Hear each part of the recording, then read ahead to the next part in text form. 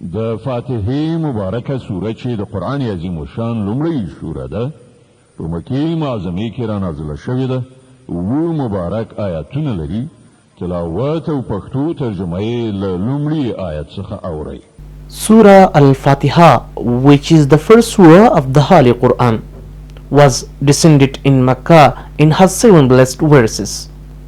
أعوذ بالله من الشيطان الرجيم. پناه وړم الله تعالی شړل شوي شیطان څخه. I seek refuge in Allah from the banished devil.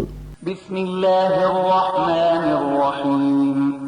د الله په نوم چې ډېر زیات مهربان پوره رحم لرونکی دی. In the name of Allah, the most gracious, the most merciful. الحمد لله رب العالمين. ټوله ثنا ستاینه یوازې الله لره ده چې د ټولو کائناتو رب دی. الرحمن الرحيم. ډېر زیات مهربان پوره رحم لرونکی دی. Allah is very merciful. مالك يوم الدين. د جزا د ورځې مالک دی. Allah is the Lord of the doomsday.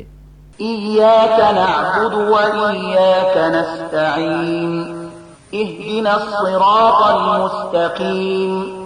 صراط الذين أنعمت عليهم غير المغضوب عليهم ولا الضالين.